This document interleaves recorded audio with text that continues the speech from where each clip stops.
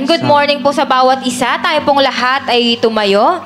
Ayan, pwede bang pakisabi sa katabi, salamat at naandito ka. Amen. Opo, kasi narito tayo ngayon para ipahayag yung mga pagpapasalamat natin sa Panginoon. Amen. Kasi ano man yung pinagdaanan natin, yung pagtayo natin ngayon ay katunayan na tayo pinagtagumpay ng ating Diyos. Amen. Kaya pwede bang palakpakan natin ang Panginoon? Hallelujah! Hallelujah! Panginoon, purihin ka. Purihin ka, O Diyos. Salamat at narito kami ngayon, Panginoon. Dahil ito'y patunay na, Lord, pinagtagumpay mo kami na ano man yung unos. Lord, kami, Panginoon, ay sinamahan mo. Kaya sa umagang ito, kapatid, tuloy ang awit ng pagsamba sa Panginoon. Hallelujah!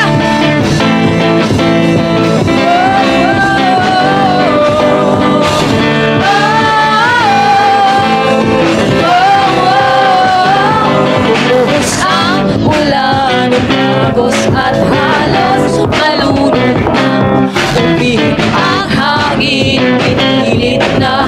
Ako ay itumba, pinalot ng dilim-ang langit. Inagos ng liwanag, tiwala ko'y hindi matitinag. Sapagkat, O Diyos, pangako mo'y aking sandigan at biyaya mo'y lubos.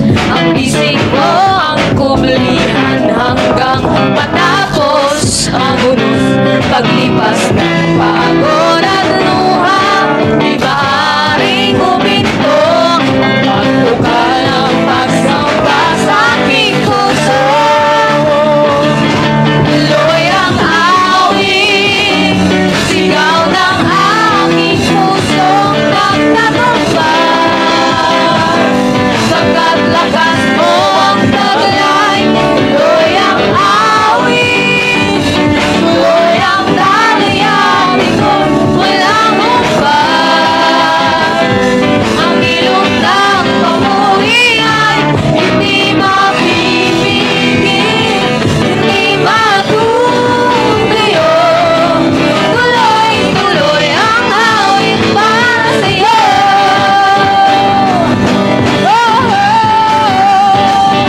Bumuhos ang ulan, agos at halos malunod. kapatid, kung naranasan mo yan, ituloy mo na ang pag-awit sa Panginoon sa oras na ito.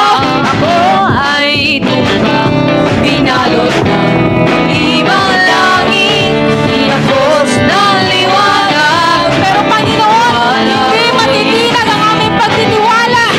Sapagkat pangako mo. Pangako mo'y Amen, aming sandigan. at biyaya mo'y lumos.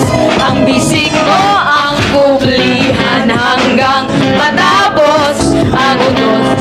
Paglipas ng pagod at luha, di maaaring huminto. Pagtukal ng pasamba sa aking puso. Kaya naman, tuloy ang awit, sigaw ng aking puso nagtagumpay. Pagkat lakas mo ang taglay, tuloy ang awit, tuloy ang dalian, ito'y walang humpay.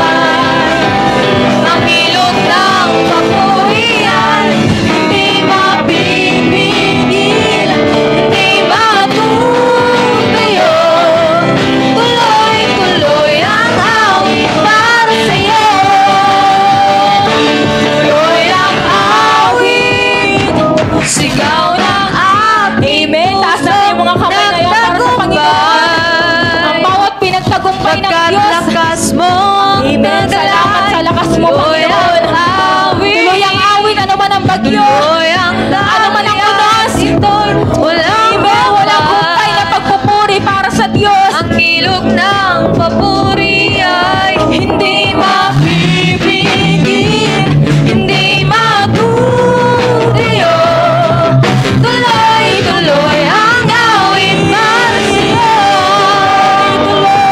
Tuloy ang awit, ikaw ng aking puso. Kapatid, ilakas mo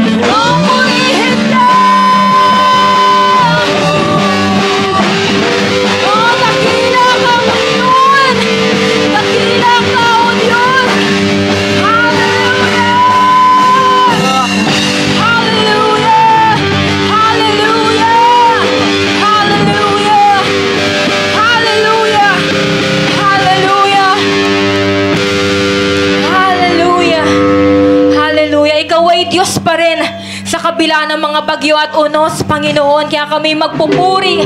Kaya kami sasamba, Panginoon. Lord, Ikaw ang aming matibay na sandigan.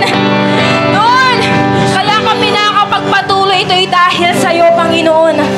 Kaya Lord, hindi kami mahihiya na ipagsigawan. Hindi kami mahihiya, Panginoon, na isigaw yung mga pagpupuri, yung pasasalamat na karapat-dapat para sa iyo. Hindi kami tatahimik lang sa umagang ito, Panginoon. O Diyos, ihahayag namin ang kabutihang ginawa mo. Lord, yung pag-ibig mo na ipinamalas sa buhay ng bawat isa. Hallelujah! Hallelujah! Hallelujah! Hallelujah! Kaya kapatid, hindi tayo mananahimik sa umagang ito. Kapatid, buksan mo yung puso mo, yung labi mo, hayaan mo na ipahayag sa umagang ito yung pasasalamat at yung pagpupuri sa Diyos. Kapatid, may ginawa ang Diyos sa buhay natin. Amen. Kaya pwede ba na sa oras na ito, ipahayag mo, huwag kang mahiya. Sambitin mo yung mga pasasalamat mo para sa Panginoon. Ikaw at ang Diyos sa oras na ito. Anumang bagyo, lahat ng klase ng bagyo, kapatid, may katapusan. Sa bawat bagyo, merong pag-asa.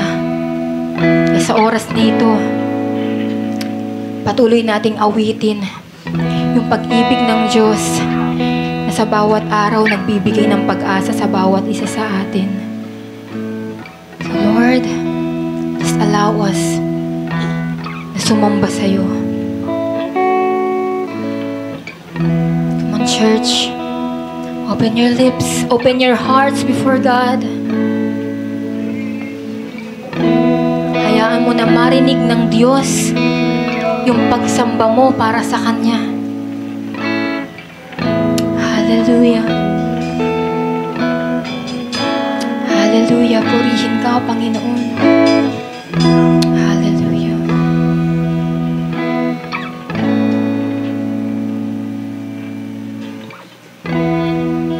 Pagsikat ng araw, pagmamahal mo'y dama. Sa ilalim ng init na iyong mga kamay, anumang pagsubok o hamon ng mundo, hindi mahiwalay sa pag-ibig mo. At kung maghina man minsan,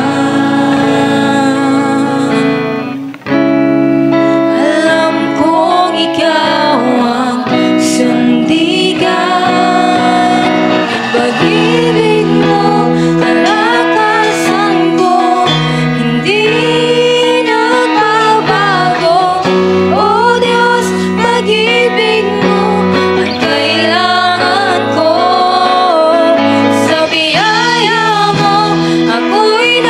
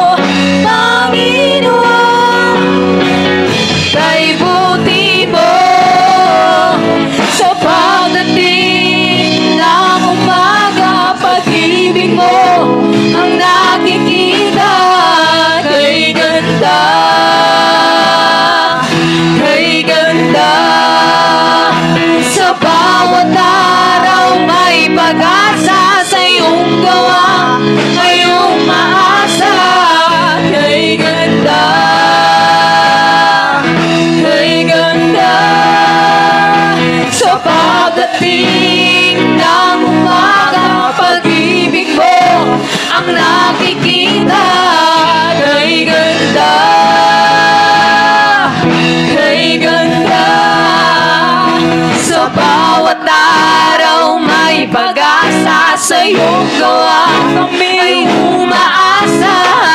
Kay ganda,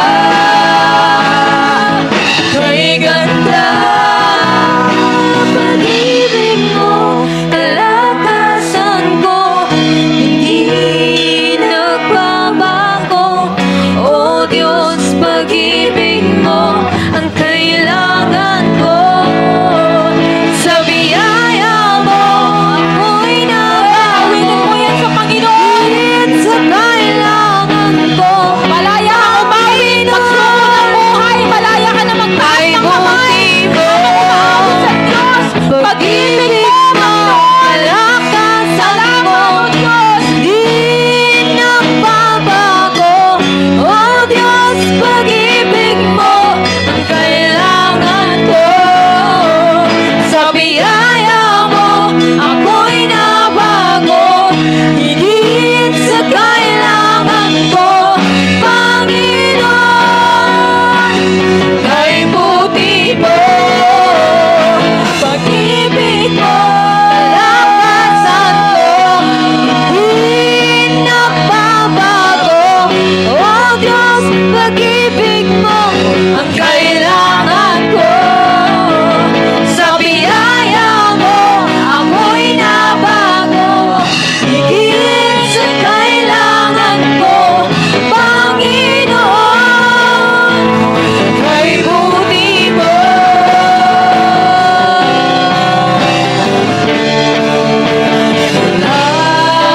Hanggang pasasalamat ang sa'yo ay aming sasambihin. Maging sa huling sandali ng aking buhay, pasasalamat sa'yo'y walang hanggan.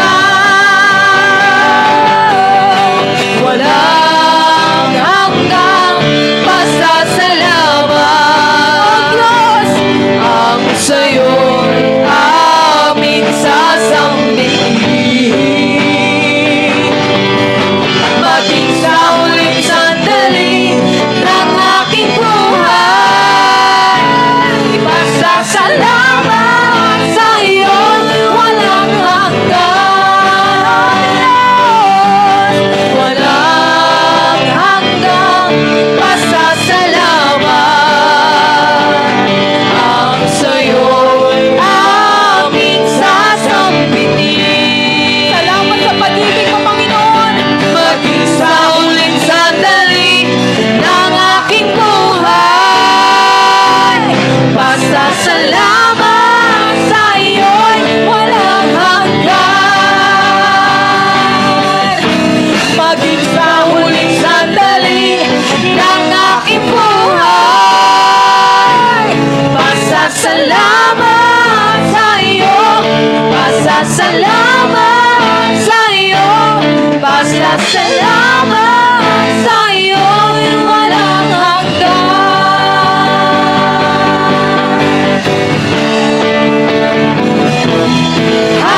Hallelujah, hallelujah, hallelujah, hallelujah, hallelujah.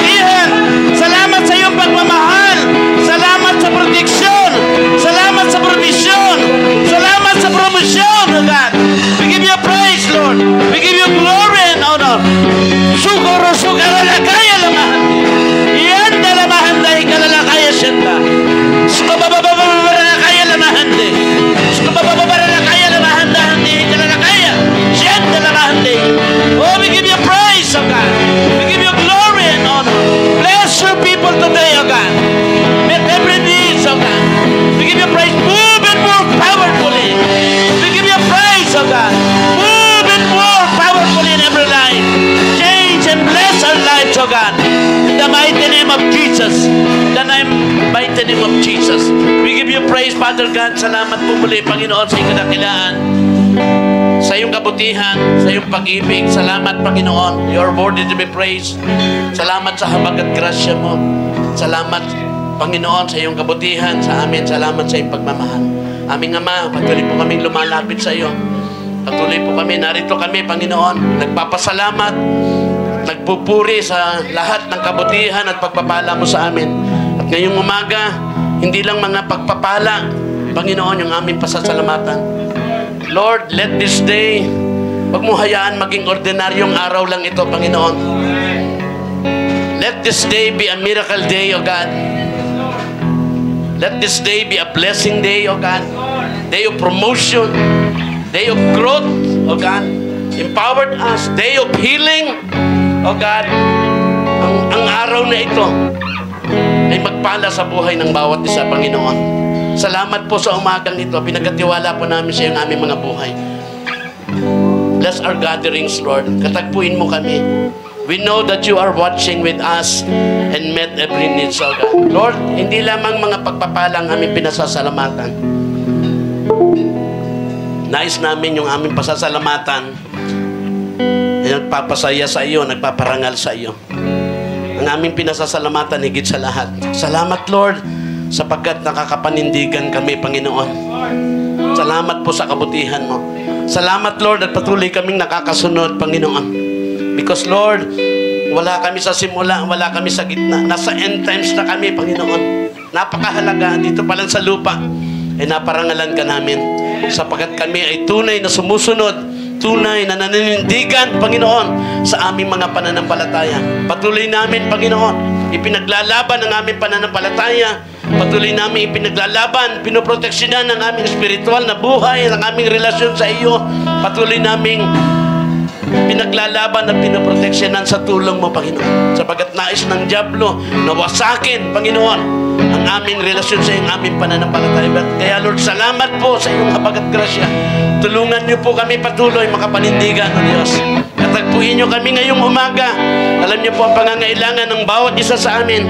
Tulungan niyo po kami, Panginoon, na lumago at lumalim, tumibay sa pananampalataya at pagkakilala sa iyo. Pagtibayin niyo po ang aming relasyon sa iyo, Panginoon. Huwag mo kaming hayaang mawalay at malayo sa iyo, Panginoon. Katagpuin mo kami ngayong umaga. Empowered mo ang bawat isa, Panginoon. Palayain mo ang gapos ng bisyo. Sa pangalan ni Jesus, sa pangalan ni Jesus. Pagalingin mo ang lahat na may karamdaman, Panginoon.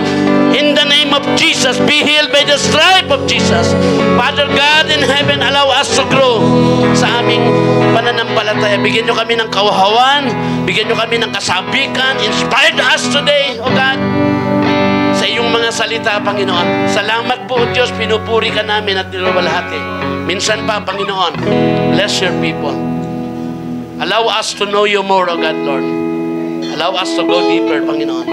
Gawin mong tunay at matibay ang mga pananampalataya at relasyon namin sa iyo. Purihin ka, aming Ama. Salamat po. Pagpalain nyo, ingatan nyo yung mga paparito pa lang, yung aming mga mahal sa buhay na sa kanya-kanyang tahanan, pagpalain mo rin. Ingatan. Muli, O Diyos, ibuhos mo ang masaganang pagpapala sa araw na ito. Bless your people. Let your name be glorified, O God. Katagpuin mo kami, Panginoon. Bless each one of us. Bless our speaker, O God. Put your word into her mouth, O God. Do not allow her to speak on her own. We pray, Lord, that every word that we hear, Panginoon, help us to practice it. And every word that we hear, O God, it comes from you. It will bless our lives. It will change the life of your people, O God. It will strengthen. It will destroy every chain. It will unlock the deep ears. It will open every eyes, O God. In the mighty name of Jesus Christ, we give you praise, O God. We give you glory and honor, O God. We bring back all the praise and glory and honor. Thank you, Lord. Holy Spirit, move and more powerfully in the midst of us. In Jesus' name we pray. Everybody say amen. Amen.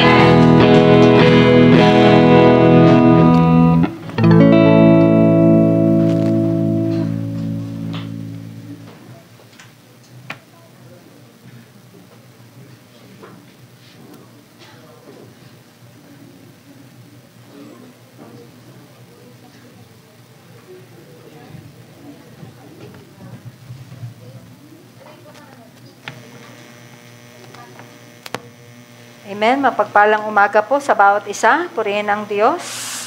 At muli, tinipon niya tayo sa lugar na ito. Amen. Sige po tayo pong tumayong lahat. At muli, basahin natin ang salita niya. Yan. In Matthew chapter 13, verse 42.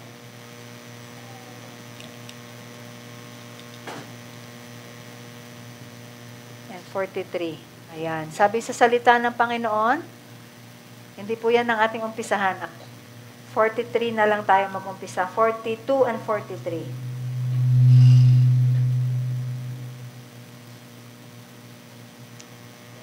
(13, 42, and 43).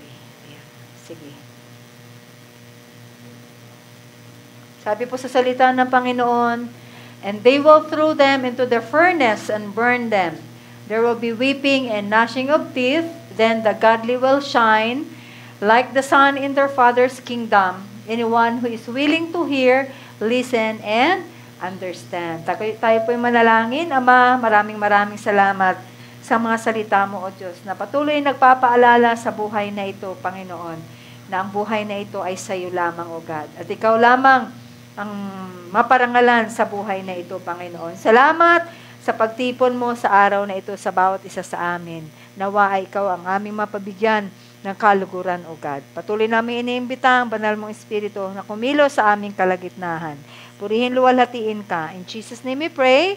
Amen and amen. Sige po, umpisahan ko pong basa. Tayo po'y maupong lahat. In Matthew chapter 13, verse 24 hanggang 43 po iyan.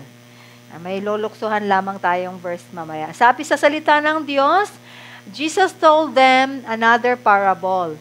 The kingdom of heaven is like this. A man sowed good seed in his field. One night, when everyone was asleep, an enemy came and sowed weeds among the wheat and went away. When the plants grew and heads of grain began to form, then the weeds showed up. The man's servants came to him and said, Sir, it was good seed you sowed in your field. Where did the weeds come from? It was some enemy who did this, he answered. Do you want us to go and pull up the weeds? They asked him. No, he answered, because as you gather the weeds, you may pull up some of the wheat along with them. Verse 30. Let the wheat and the weeds both grow together until harvest. Then I will tell the harvest workers to pull up the weeds first, tie them in bundles, and burn them, and then to gather in the wheat and put it in my barn. Lukso po tayo ng 36. Then, leaving the crowds outside, Jesus went into the house. His disciples said, Please explain the story of the weeds in the field. All right, he said, I, the Son of Man, am the farmer who plants the good seed. The field is the world, and the good seed represents the people of the kingdom. The weeds are the people who belong to the evil one. The enemy who planted the weeds among the wheat is the devil. The harvest is the end of the world, and the harvesters are the angel. Verse 40, just as the weeds are separated out and burned, so it will be at the end of the world. I, the Son of Man, will send my angels, and they will remove from my kingdom everything that causes sin and all who do evil. Verse 42 and 43, and they will throw them into the furnace and burn them. There will be weeping and gnashing of teeth. Then the godly will shine like the sun in their Father's kingdom. Anyone who is willing to hear should listen and understand. So dito makikita natin, it's about the wheat and the weeds. Ang trigo at ang damo. Sabi nga po na dalawa lang ang uri ng tao sa mundong ito. Anak ng Diyos at anak ng kasamaan. The evil one. Sabi sa salita ng Panginoon. Okay, so ito po yung ating pag-aaralan Ayan, but bago muna yan, may papakita kong picture sa inyo. Maglaro muna tayo. Ayan, sige, makikita nyo po ang laro na spot the difference. Ayan. Nakikita nyo po ba yung pagkakaiba? Saan po, ano po yung pagkakaiba dyan? Ulam? Ha? Clouds. O yun, very good. Ayan, so makikita natin na ang akala mo sa umpisa, parang almost the same lang. Di po ba? Parang magkapareho lang lahat. Pero may pagkakaiba pala. Ayan. Yung clouds, wala dito. Yung cup, iba yung kulay. Yung kulay ng tinapay, iba yung kulay. Yung lagayan ng yung tinapay ay kulang. Ayan, iba. Yung kulay ng tsinelas, yan, ay magkaiba. Yan. So, akala natin, it's almost the same. Pero, mayroon palang pagkakaiba. Ayan. Kaya makikita natin sa mundong ito, akala natin lahat ng tao ay pare-pareho lang. But as being a believers, yan, we have a difference. Amen? We have a difference in this world. At ito yung tatalakayin natin. It's about ang pagkakaiba. Amen? Pakisabi sa sarili mo, ako'y kaiba sa tao sa mundong ito. Amen. Hindi po pwedeng ang mananampalataya ni Kristo ay walang pagkakaiba sa tao sa mundong ito. Amen. Nawa makikita sa buhay natin yung pagkakaiba ng mga mananampalataya at hindi mananampalataya. Like the wheat and the weeds. Amen. Na sa umpisa, makikita natin na, sige, makita na natin, ito po, the difference is visible. Nakikita ang pagkakaiba. Amen. Hindi pwedeng nagsasabi ang isang mananampalataya pero wala namang pagkakaiba na nakikita sa kanyang buhay. It almost the same with the ways and styles and lifestyles of this world. Hindi pwedeng magsasabi mananampalataya pero ang gawin niya makamundo. Amen? Ang ugali ay makamundo. Hindi pwedeng nagsasabi na sumusunod sa Panginoon pero taliwas sa salita ng Diyos yung kanyang sinasabi at ginagawa. Kaya bilang mga mananampalataya ni Kristo, nawa nakikita sa buhay natin ang pagkakaiba. Amen? The difference is visible. Katulad doon kanina sa picture na akala natin na sa pagkakita natin doon, parang parehas lang, pero mayroon palang pagkakaiba. Amen? Katulad nitong trigo at ng damo. Yan. Ang trigo at damo ay mayroon ding pagkakaiba. Sabi nga po na ang trigo at damo, they're almost the same. Pareho lang silang green. They both grow and have flowers. And their flowers are attracted to the bees. May bunga din sila. Ayan. Pero ito yung pagkakaiba sa kanila. Amen? Sabi nga, makikita sa bunga ang pagkakaiba. Dahil ano daw po? Ang bunga, yan, nagdudulot ng nutrients. Yan. Nagbibigay siya ng buhay. Nagbibigay siya ng lakas, ang bunga ng trigo. Ayan. Nagbibigay siya ng pag-asa. But the fruit of the weeds, it brought poison. Nagbibigay o nagdadala siya ng lason sa buhay. Ayan. Nilalason niya yung pananampalataya ng isang mananampalataya. Pinapahina niya ang pananampalataya ng isang mananampalataya. Nilalayo niya ang isang mananampalataya sa pananampalataya sa Panginoon. Because it brought poison. And sabi nga po, wheat is what we call children of God. Or children or child of the kingdom or sons of the kingdom. While the weeds is called children of the devil or sons of the evil one. Amen. Kaya sa mundong ito, na makikita natin na akala natin ay pareho lang lahat. Pero bilang isang mga mananampalataya, nawa makita sa atin ang pagkakaiba sa buhay. Makita sa atin na kakaiba ang buhay na ito. Amen. Bilang mga anak ng Diyos. At sa huling araw, sabi nga po, there is called separation. Ayan. Ihihiwalay ang wheat sa weeds. Amen. Ano po ang gagawin sa wealth? Sabi doon, gather and put in God's barn. Sila ay aanihin at dadalhin sa kamalig ng Diyos. Yan, doon sa kanyang presensya in heaven. While the weeds will pulled up, tie, and be born. Amen. Born, susunugin. Bubunutin, tatalian pa, at susunugin. Ayan. Sabi sa salita ng Panginoong Hesus na makikita natin na ano po yung sinasabi doon, ano po yung pagka-explain kanina ng Panginoong Hesus doon sa parable of the weeds in verse 36 to 43, that the one who sowed the good seeds is our Lord Jesus Christ. And the field is what we call the world, ang mundo natin. At ang good seeds, ito po'y nagre-represent sa mga anak ng Diyos. At ang weeds, ito po ang nagre-represent sa mga anak ng masama o kasamaan. And then sabi doon, ang sino mong nagsaboy doon ng masamang butil or bad seed is what we call the devil. At ang sinabi doon na the harvest is what we call the end of the world. At ang mag-aani ay ang mga anghel ng Diyos na kanyang ipapadala. Mamaya na po yan. Ayan, sige.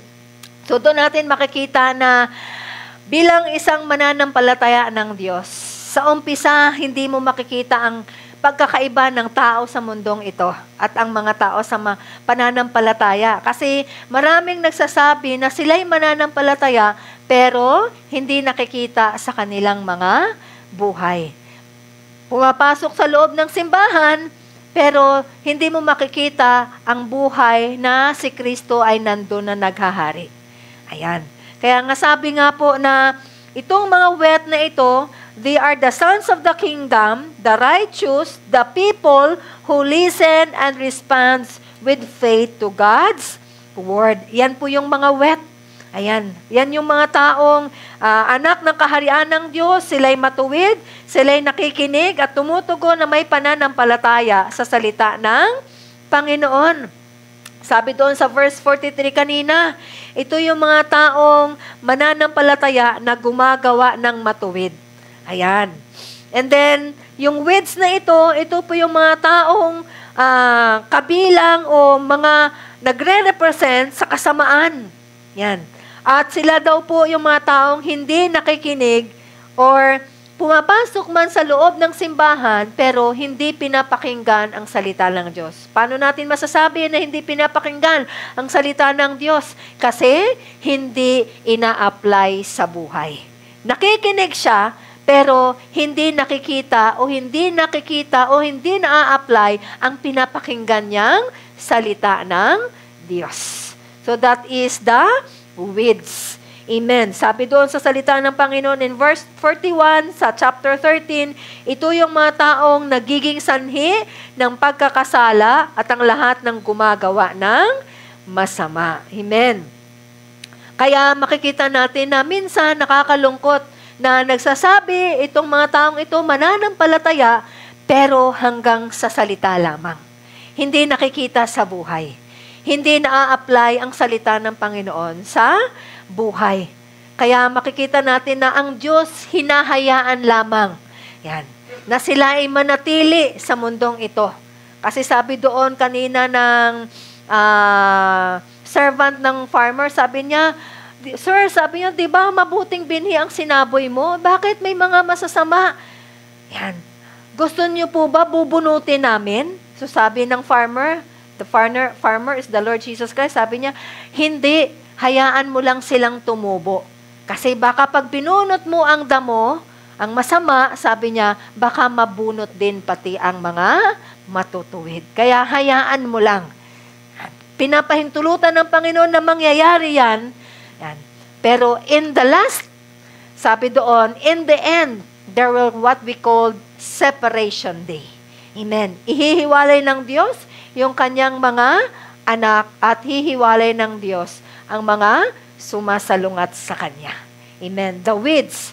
And sabi doon sa verse 41 and 43. Yan, ihihiwalay niya ang mga taong gumagawa ng matuwid at ihihiwalay niya rin yung mga taong nagiging sanhi ng pagkakasala at ang lahat ng gumagawa ng masama. Kaya ang mga taong nagpapatuloy na gumagawa ng matuwid, patuloy silang nagniningning, nagliliwanag ang kanilang buhay.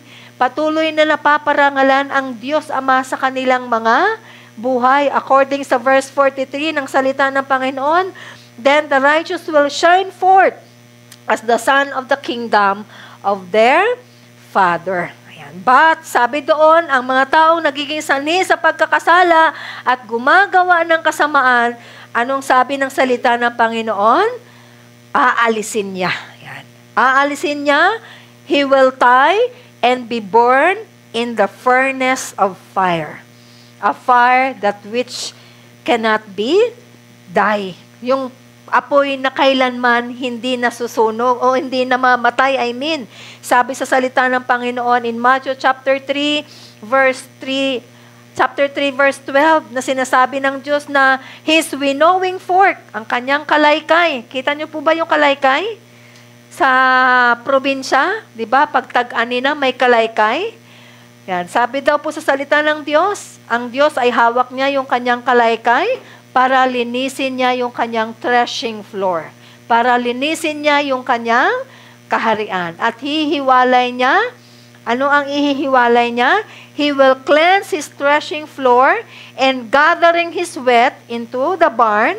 Kukunin niya ang kanyang mga anak at dadalhin doon sa kanyang presensya in heaven while the wheat burn off the chaff with unquenchable fire.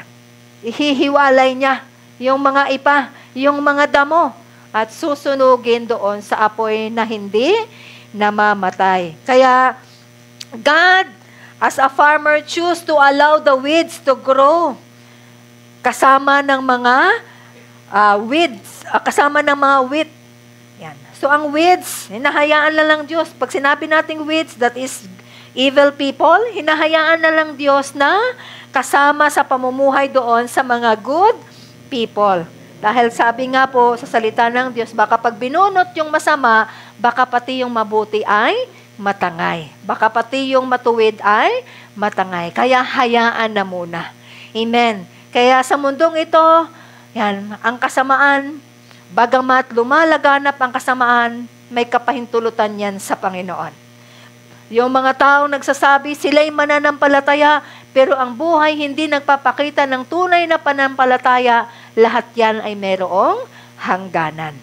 Kaya, hintayin natin yung araw ng paghihiwalay. Hintayin natin yung araw na kung saan there is separation na sinasabi sa salita ng Panginoon. Dahil sa araw na yon, ang tao, wala nang pwedeng maidahilan sa Panginoon. Amen? Kaya bilang isang mga anak ng Diyos, sabi ko nga kanina, may dapat tayong gagawin. But bago muna natin alamin kung ano yung gagawin natin, as being a wheat, kilalanin muna natin ano yung katangian ng wheat at ng weeds. Ano ba ang katangian ng wheat at ng weeds? So, 3 bagay lang po ito na alam ko po mas marami pa na katangian ang meron ang wheat at ang weeds. Ngunit 3 lang po ang ibibigay natin. Sabi nga, the characteristics of wheat and weeds. Sabi nga una, the character of weeds is what we call, hypocrisy. Ayan. So, ang unang katangian o pagkatao ng isang weeds o taong sanhi ng pagkakasala o mga taong gumagawa ng kasamaan o mga taong kaanib ng kasamaan, ito yun sila. Ayan. Sila po ay mga huwad, hindi totoo. Hindi tunay, nagkukunwari lamang. Amen. Nagsasabing sila'y mananampalataya, pero hindi nakikita sa buhay nila na sila'y mananampalataya. Amen. Na sinasabi ko nga kanina sa 500 lang, sa 1,000 lang, pwede nilang ipagpalit ang pananampalataya at Diyos sa buhay. Amen. Nakakalungkot na sa 500 pesos at 1,000 pesos, pwede na palang maipagpalit ang Diyos at ang pananampalataya. Na kahit mali, ginagawa ang mali. Kahit na alam ang mali, ginagawa pa rin ang mali. Hindi tinatayuan ang tama.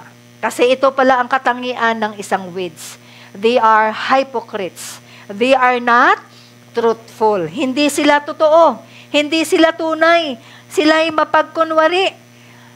Amen. Na anuman ang mga lumalabas sa kanilang mga bibig ng mga salita, hindi umaakma, hindi tumutugma sa kung ano ang laman ng kanilang mga puso. Ibig sabihin, bukang bibig lang pala ang pagsasabi nila na sila ay mananampalataya. Kaya maraming pumapasok sa loob ng church, nagsisimba, nakikinig ng salita ng Diyos, pero pagkatapos niyan, baliwala na ang pananampalataya. Hindi na makikita si Kristo sa buhay. Because ito pala ang katangian ng weeds. He is a hypocrite. Hindi siya totoo, hindi siya tunay, siya ay nagkukunwari lamang, nagtatago sa liwanag. Yung pala siya ay nasa kadiliman. Amen. So yan po ang katangian ng isang weeds. Sabi sa Matthew 23 verse 28, even so, you also outwardly appear righteous. Yan. Nagpapakita siya na sa panlabas niya, matuwid siya, pero sabi doon, but inside ay punong-puno ng pagkukunwari at paggawa ng kasamaan, lawlessness. Hindi sumusunod sa Diyos. Amen. Ganun pala ang katangian ng isang weeds, ng isang damo. Amen. Na kabaliktaran sa katangian na mayroon ang isang wet. Ano po ba ang katangian na mayroon ang isang wet?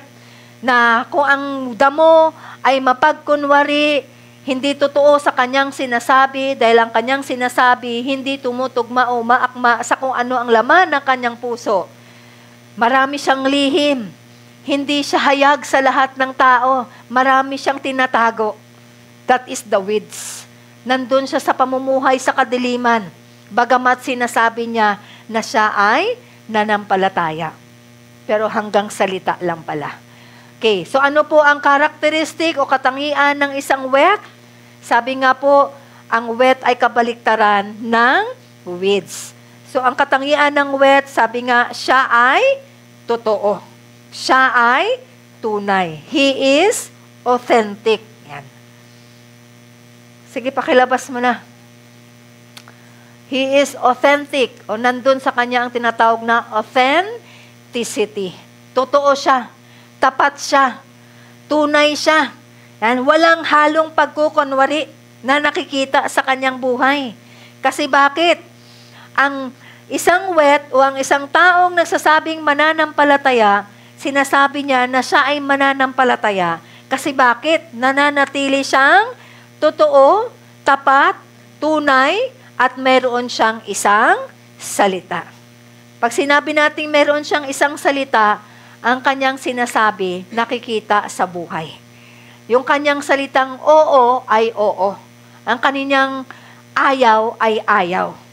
Amen. Hindi yung oo niya ay hindi. At ang hindi niya ay oo. So ang taong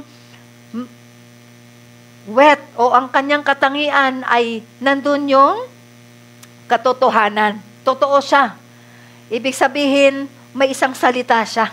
Ano yung sinasabi niya, ginagawa niya. Transparent siya. Hayagan yung buhay niya. Wala siyang lihim. Wala siyang tinatago. Yan. At ano pa daw po? Ang isang wet, sabi nga po diyan, his life is an open book and is transparent about everything. The Spirit of God dwells in him and his light shine before the men. Yun ang katangian ng isang wet. So ang wet, sabi nga po dun sa salita ng Diyos, it represents the sons of the kingdom. People who hear the word of the Lord and respond it with faith. Ito yung mga taong ito na totoo, tapat, tunay sa sinasabi nila. Walang tinatago, walang nililihim. Ano man yung salita nila, makikita mo sa buhay nila. Ipinapamuhay ang salita ng Panginoon. Walang halong pagkukunwari na makikita mo sa taong wet o sa isang mananampalataya o anak ng kaharian ng Diyos. Ano pa po ang kanyang ginagawa? Nagbibigay siya ng kaluguran sa kanyang Diyos, Ama, sa pamamagitan ng patuloy niyang ginagawa ang mabuting gawa. Ayon po sa Matthew chapter 5, verse 14 to 16, patuloy siya na nagliliwanag ang kanyang buhay. Nagdudulot siya ng liwanag sa iba. Hindi siya nagdadala ng kadiliman. Like what the weeds did. Kasi bakit? Hypocrites nga siya, nagkukunwari, na akala mo'y nasa liwanag, pero nasa kadiliman pala siya. Amen. Sabi doon sa Matthew chapter 5 verse 14 to 16, you are the light of the world. A city that is set on a hill cannot be hidden. Kaya ang buhay ng isang mananampalataya, hindi maaring itinatago. Hayag, nakikita siya. At sabi doon, nagliliwanag siya. Nagdadala siya ng liwanag sa lahat ng tao. Sa pamilya man yan, sa loob ng tahanan, sa labas ng tahanan, nagdadala siya ng liwanag. Nagdadala siya ng pag-asa. At sabi doon, verse 15, neither do people light a lamp and put it under a bowl. Instead, they put it on its stand and gives light to everyone in the house. Nagbibigay liwanag siya sa lahat ng mga taong nakapalibot sa kanya. Hindi nagdudulot ng kadaliman. Hindi nagdudulot ng kabigatan. Amen. And then, sabi sa salita ng Panginoon in verse 16, so let your light shine before men, that they may see your good works and glorify your Father in heaven. So are we awake? Tayo po ba'y mga anak ng Diyos? Then let your light shine. Amen. Patuloy mong pagliwanagin yung buhay mo. Amen. Sabi diyan, let your light shine before men. Sa paanong paraan? By seeing your good deeds. Makikita sa atin yung mga mabubuting gawa.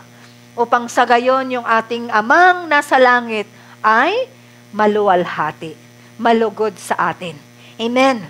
Yan daw po ang katangian ng isang wet. Kabaliktaran siya sa katangian na mayroon ng isang weeds or damo. Ayan. So, yan po ang unang katangian. Pangalawang katangian ng weeds, ng damo. Ayan.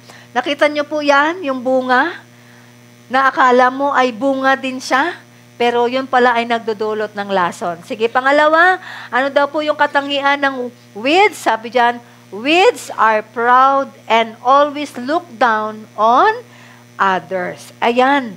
Ayan po pala ang katangian ng weeds. Siya po ay mapagmataas at laging mababa ang tingin sa iba. Laging minamaliit ang iba. Ayan. So, ibig sabihin, yung salitang mapagpakumbaba, hindi mo makikita sa diksyonaryo o sa buhay ng taong weeds o ang taong nagbibigay sanhi ng kasalanan, ng kasamaan, gumagawa ng kasamaan. Hindi mo makitaan siya ng kababaang loob. Nandun siya na mapagmataas, mapagmalaki, at minamaliit niya ang iba.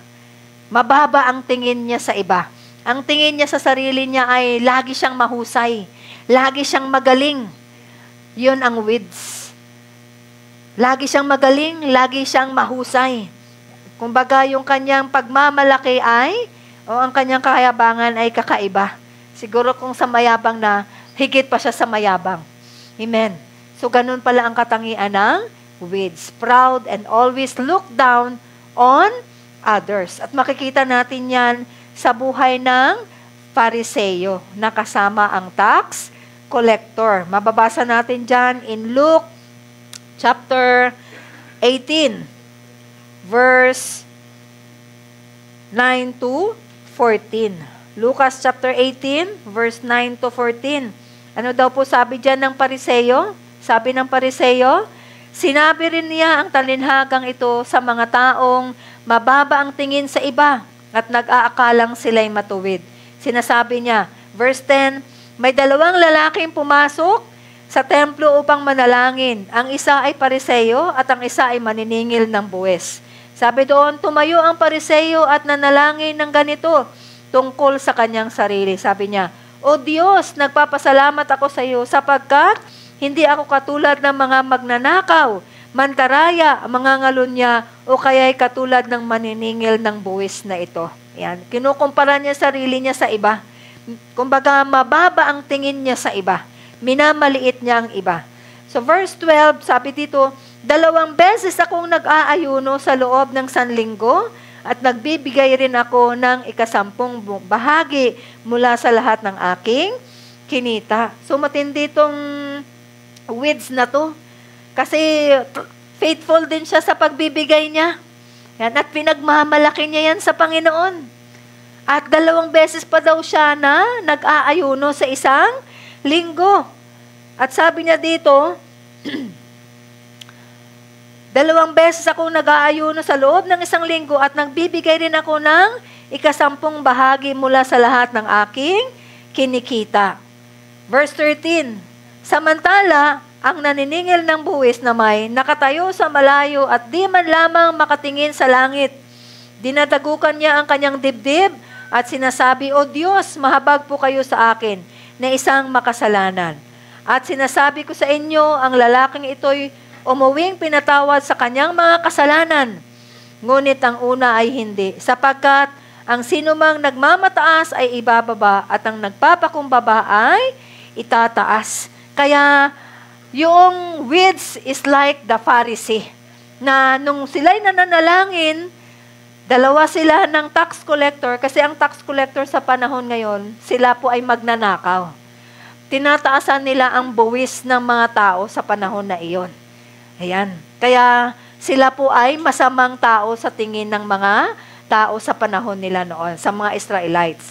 Kaya yun po, na sabi doon, ang Pariseo, makikita natin na parang ang tuwid-tuwid niya, ang banal-banal niya, kasi 2 beses nag-ayuno, nagbibigay pa ng 10 niya, tapat na tapat pa. Pero makikita natin, sino yung pinauwing pinatawad? Yung taong nagpakumbaba. Yung tax collector na halos dagukan niya yung kanyang dibdib na sinasabi niya na ako'y isang makasalanan. Amen. Na ito po yung buhay ng katangian ng isang weeds. Proud siya, mapagmataas, palaging mababa ang tingin sa iba at binamaliit niya ang iba. Tingin niya sa sarili niya, siya na yung mahusay, siya na yung magaling. Amen? Pero kabaliktaran pala ang meron sa wheat at saka sa wheat. Ano po ang wheat? Yan. O ang trigo? Pag sinabi nating wheat, yan po ay anak ng Diyos. Anak ng kaharian ng Diyos. Yan. So ang wheat, ano daw po? Sila ay mapagkunwari, mapagmalaki at mababa ang tingin nila sa iba.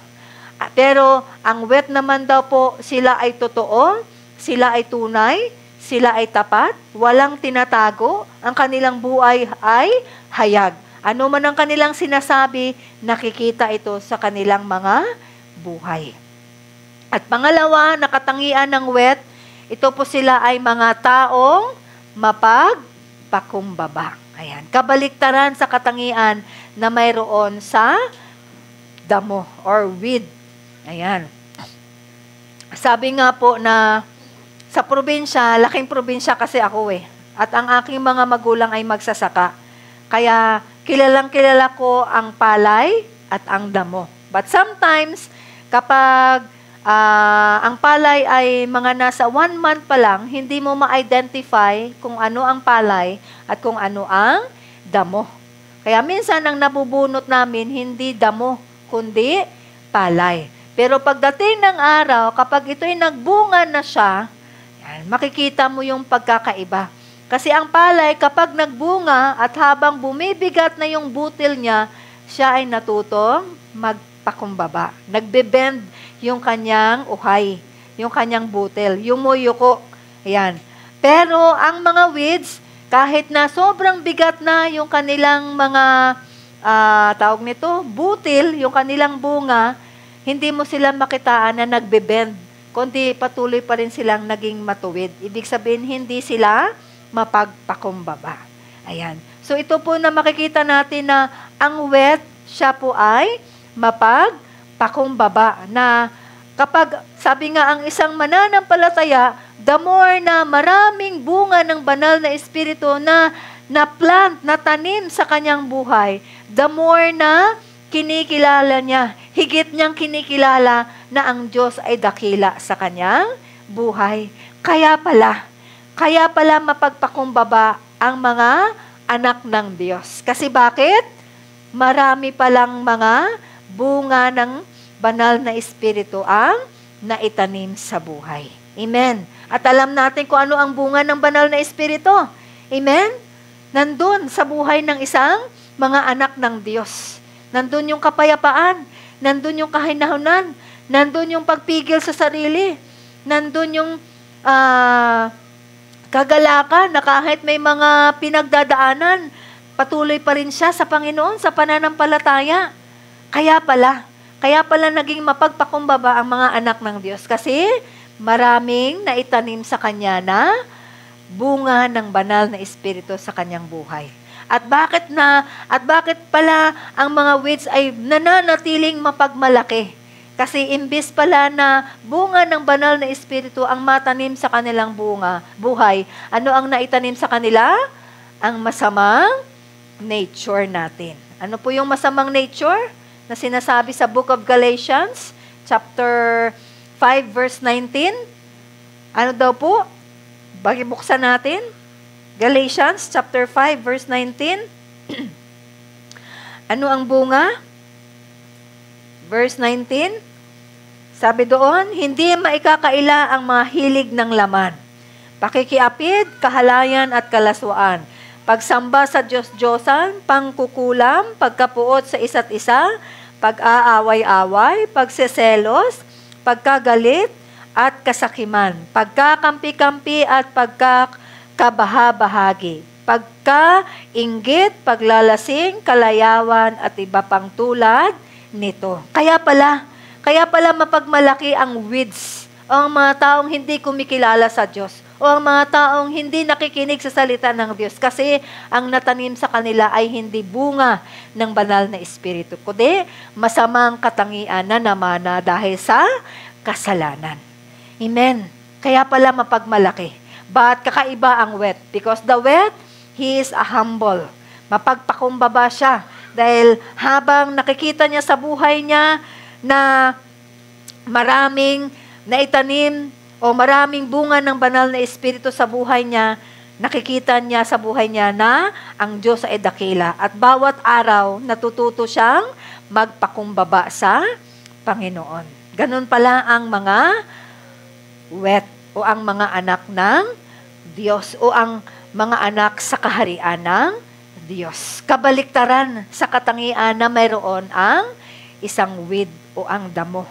Ang mga taong sumasalungat sa salita ng Diyos at hindi nakikinig sa salita ng Panginoon. Nakikinig man, pero hindi ina-apply ang salita ng Panginoon. Amen. So yan po ang pangalawang katangian ng wet at ng weeds. Ito po yung pangatlo. Ayan. Ang pangatlong katangian po ng weeds, ano po ba? Ayan. Sabi nga po na ang weed, sila po yung mga tao na kung saan they are envious and try to harm the wet.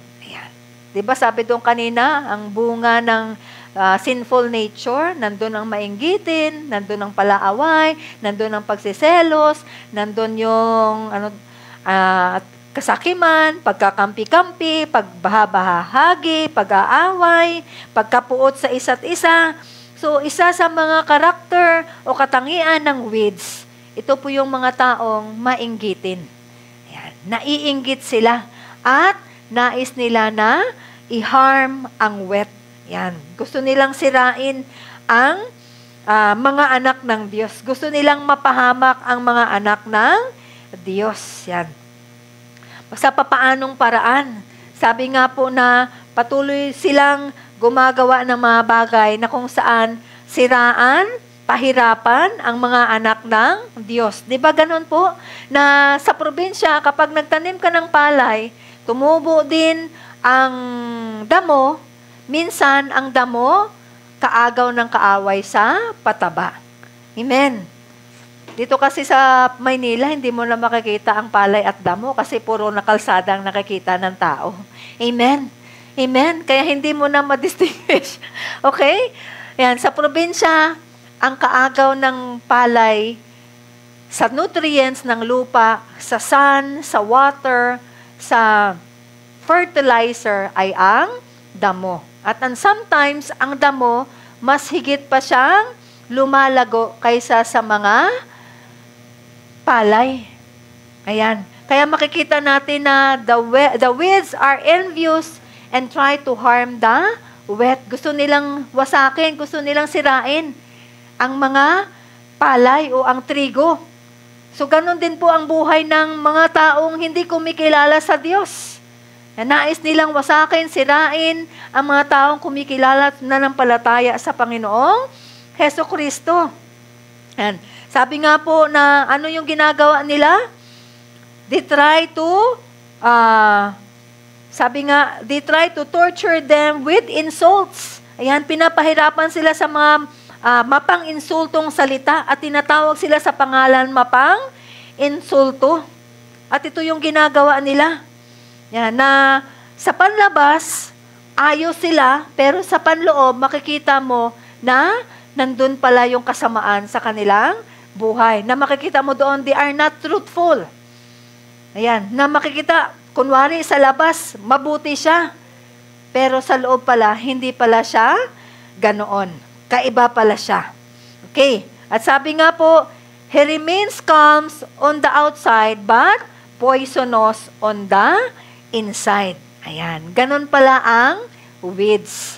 Sa labas, akala mo okay lang, pero sa loob, nagngingit-ngit na pala yun ng sama ng loob. Nagngingit-ngit na pala yun ng inggit. Nagngingit-ngit na pala yun sa galit. Ayan pala ang katangian ng mga weeds. Amen. Kasi they try to harm the wheat and they are envious, especially kapag nakita nila ang mga wet na gumagawa ng tama, na nagbibigay kapurihan sa Panginoon. Amen.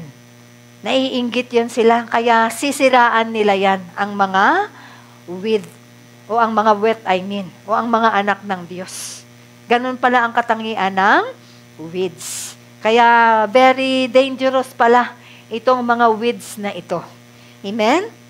But kabaliktaran, sa katangian na mayroon ang wet. Ano po ang katangian ng wet?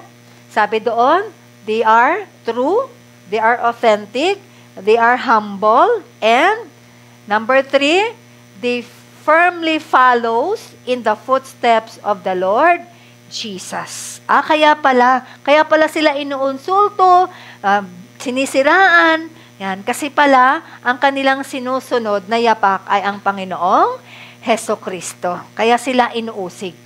Kaya pala inuusig ang mga anak ng Diyos kasi ginagawa niya kung ano yung tama.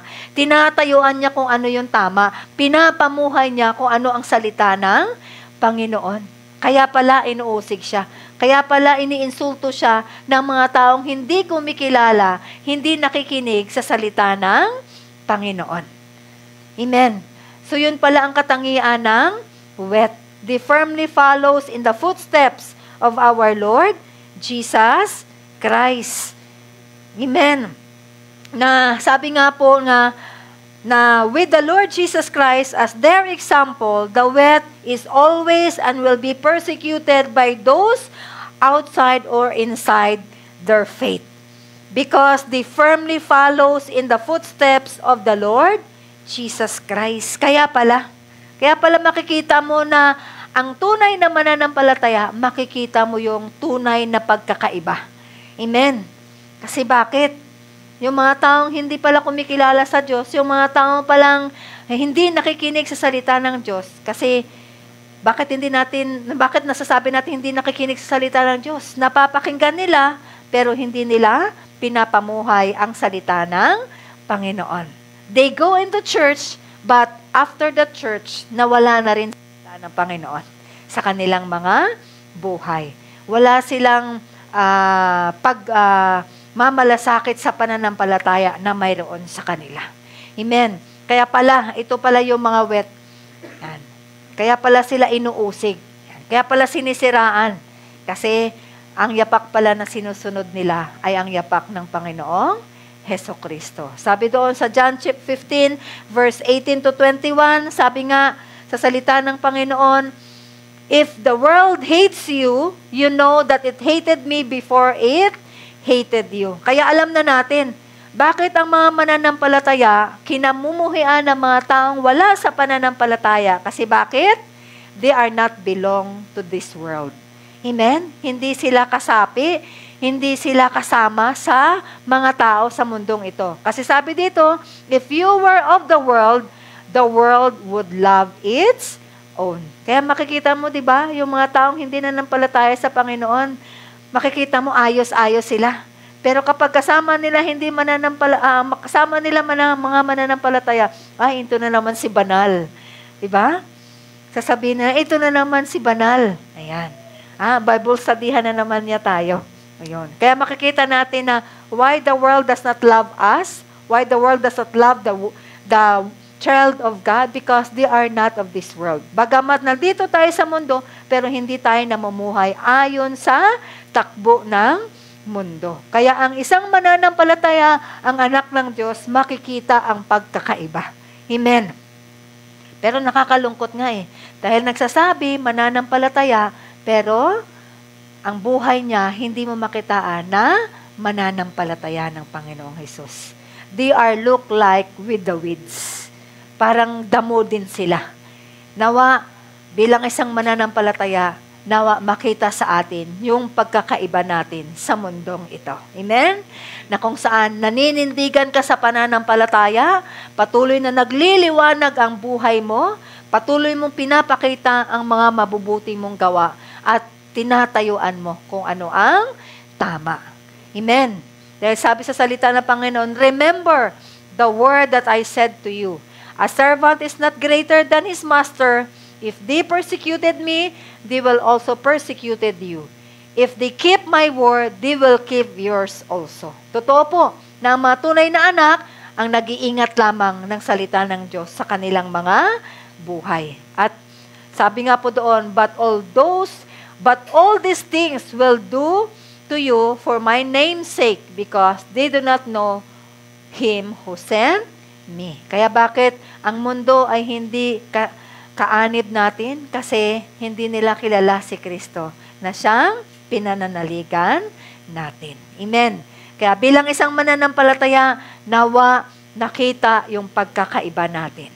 We are the wet and not the weeds. Amen. Amen. Nawa walang magsasabi na siya'y mananampalataya pero ang buhay niya ay weeds. Amen. At wala din magsasabi na weeds siya, pero nagsasabi siya na weeds siya, pero kabaliktaran din ang kanyang ginagawa. Amen. Kaya, sige po, ilabas natin yung picture. Sabi nga, may dalawang nagtanim. Nagtanim din ng Panginoong Hesus ng mabuting binhi. May nagtanim din ng masama. That is the evil. Ayan. At tumubo sila. Hinayaan lang ng Panginoon na tumubo. Ayan. Sige, pero isang araw mayroong tinatawag na paghihiwalay. There is a separations. Ang trigo, ang mga anak ng Diyos, titipunin at saan dadalhin? Titipunin at dadalhin sila sa kamalig ng Diyos Ama in heaven. But ang mga trigo, ang mga weeds, ang mga damo, na mga nagkukunwari, nagmamalaki, at sabi doon, naiinggit sila, ayan, at patuloy nila na sinisiraan, nais wasakin ang buhay ng isang mananampalataya. Saan sila patutungo? Sabi doon, sa apoy na kailanman hindi namamatay. Ayan. Sige, ilabas na natin. Labas mo pa. Ayan. So, dalawa lang daw po ang tao sa mundong ito. Ayan. Kaya, nasa sa atin po ang pagpili. Amen? Ano po ba yung ating dapat lakaran? Buhay na kumikilala sa Diyos, buhay na sumusunod sa salita ng Panginoon, pinapamuhay ang salita ng Diyos. Sige, ilabas mo na. Buhay na tinanggap, pinaniligan si Kristo bilang Panginoon at tagapagligtas, o buhay na kung saan kaanib ng dyablo, kaaway ng Diyos, o kasalungat ng Panginoon. Amen. Kaya, sige, ilabas mo na lahat. Ayan. Ito ang tanong. Saan ka po nandoon? Saan ka po dyan sa dalawa? Are you a wet or a witch? Amen. Of course, nais nating piliin na tayo ay isang wit. Isang butil ng trigo. Amen. Pero nakakalungkot man kung mananatili kang damo. Kasi sa ngayon, pinapahintulutan ng Diyos na lumaganap ang kasamaan. Pinapahintulutan ng Diyos sa mga taong nagkukunwari na sila'y mananampalataya, pero hindi pala. At ito po yung nakakalungkot dahil darating ang araw, merong tinatawag na paghihiwalay. Amen. There is what we call separation day. Amen. Nakakalungkot na sa araw na yan, walang pwedeng maidahilan ang tao sa Panginoon. Amen. Kaya, nasa sa atin ang pagpili. Amen. Kung pinili mong lakaran ang buhay ng isang damo, it's your choice. Pero kapag pinili mo na lakaran ang buhay ng isang trigo, nasa sa atin din ang pagpili. Amen? Kaya kapag pinili mo ang buhay ng trigo, may gagawin ka, kapatid. Amen? At yan po ang ating pag-aaralan next week. Ano yung gagawin natin kapag pinili mo bilang isang trigo, bilang mga anak ng Diyos, bilang anak ng kaharian ng Panginoon? May gagawin ka. Amen? Sige po, tayong lahat ay tatanto ngayon. Sabi sa salita ng Panginoon, are you a wet or a witch? Dahil marami po ang nagsasabi, mananampalataya, pero hindi nakita sa buhay na sila'y mananampalataya ni Kristo. Sabi sa salita ng Panginoon, in 2 Timothy chapter 3, verse 5, maraming nagsasabi sila'y mananampalataya, pero ito daw po sabi sa salita ng Panginoon, having a form of godliness, but denying its power. Sinasabi nila sila'y makadiyos, pero hindi nakikita ang pagiging makadiyos sa kanilang buhay. Ano daw po sabi? And from such people, turn away. Ayan. Pag nakita mo daw po yung mga taong gano'n, nagsasabi sila'y mananampalataya, pero hindi naman nakikita sa buhay nila na sila'y mananampalataya ni Kristo. Sabi doon, layuan mo sila. Talikuran mo sila. Dahil sabi nga, the Lord Jesus Christ is working to bring people into His kingdom. Ang Panginoong Hesus natin ay gumagawa para lahat ng tao ay dalhin niya sa kanyang kaharian. Ngunit si Diablo ay gumagawa din. Ano yung ginagawa niya? Pilit niyang pinipigilan ng mga tao sa mundong ito ay makalapit sa kaharian ng Diyos. Amen. Kaya bilang wet, kung pinili mong mamuhay ng wet, meron kang gagawin. Amen? At next week, alamin natin ano yung gagawin natin bilang isang trigo, bilang mga anak ng Diyos. Sige po, i-welcome po natin yung ating mga awit. Yan, minsan pa sa umaga pong ito, yan, let us surrender our lives fully to the Lord and once again live as those who belong to Christ. Amen. Come on, let's worship the Lord as we surrender our life to Him. Hallelujah, Lord. Here I stand, forever in your mighty hand, living with your promise, written on my heart, and sing, I am yours, Lord. I am yours, surrendered wholly to you. You set me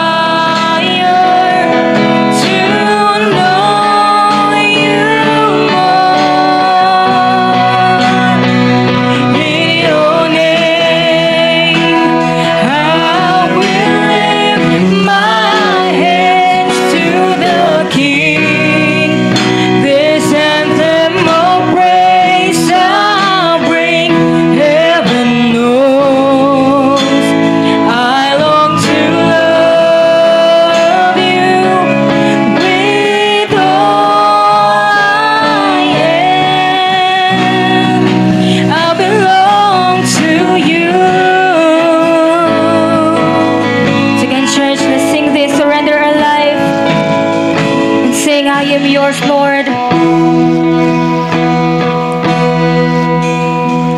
I am yours, surrendered wholly to you. You set me in your family, calling me your own. So we sing now, I belong to you. All I need, your spirit, your word, your truth. Hear my cry, my deep desire to know you more. Your name, I will lift my hands to the King. This anthem of praise I'll bring. Heaven knows I long to love you with all I am. And now I belong to you. All I need, your spirit, your word, your truth. Hear my cry, my deep desire to know you more. Come on, lift your hands to God. In your name, I will lift my hands to the King. This anthem of praise I'll bring. Heaven knows I long to love you with all I am. I belong to you.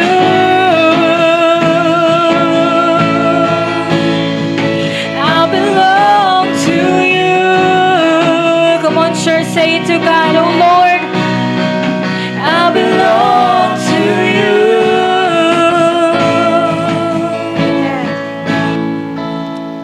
Yes, Lord. Salamat sa oras na ito, Lord God.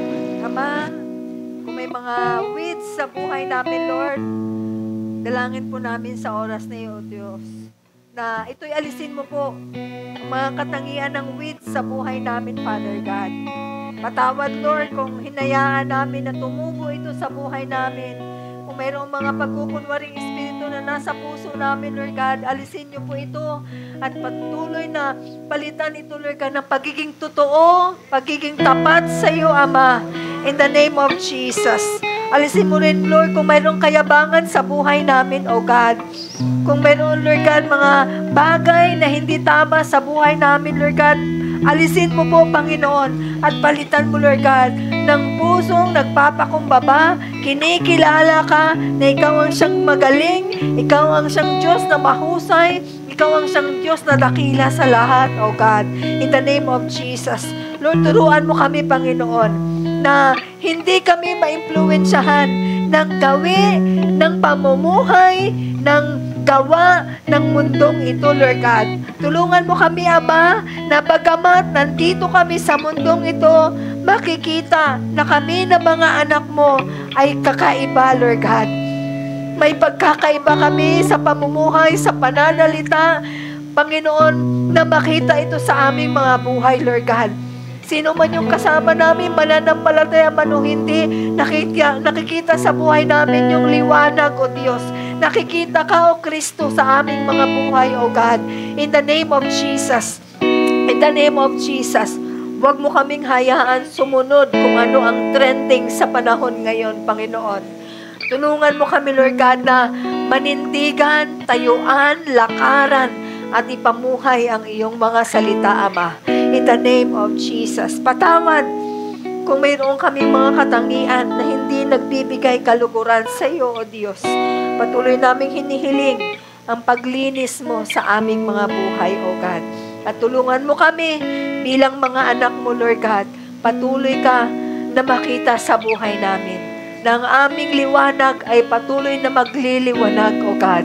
At hindi ito aandap-andap. Salamat, patuloy kong dalangin na patuloy mong ingatan ang mga salitang ito, O Diyos. Nais namin, Lord God, makarating sa dulo na kung saan tagumpay ang aming lalasapin, O God. Salamat sa oras na ito. Pagpalain mo ang bawat isa. In Jesus' name we pray. Amen and amen. Sige po mga kapatid, ihanda po natin yung ating handog sa Panginoon. Bilang ating pasasalamat sa Diyos. Sige po.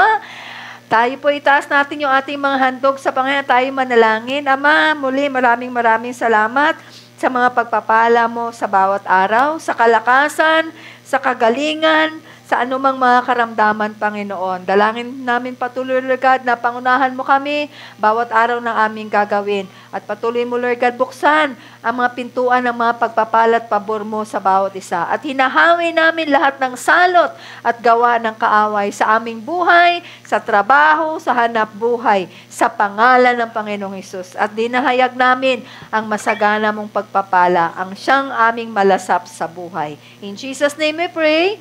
Amen and amen. Sige po, ibigay po natin doon yung ating mga handog at tayo po'y tumayong lahat.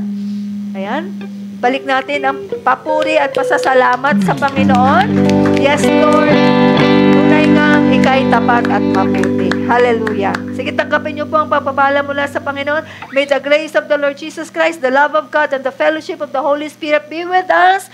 God bless you all.